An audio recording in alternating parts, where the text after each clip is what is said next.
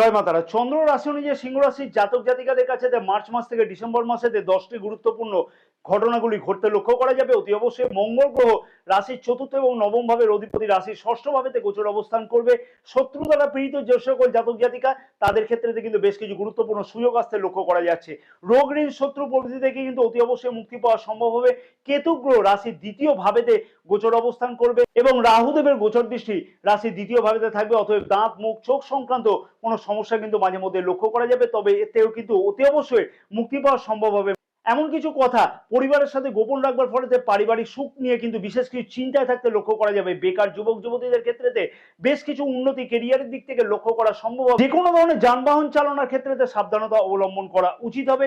শারীরিক চোট আঘাতের কিন্তু সম্ভাবনা বিশেষভাবে লক্ষ্য করা যাচ্ছে। যে কোনো ধরনের পার্টনারশিপ ব্যবসাতে কিন্তু যথেষ্ট পরিমাণে উন্নতি লক্ষ্য করা যাচ্ছে। কোন কোন মাসেতে এই বিশেষ ঘটনাগুলি ঘটতে চলেছে আগামী এই 10টি মাসের জন্য বিশেষ 10টি গুরুত্বপূর্ণ ভবিষ্যৎ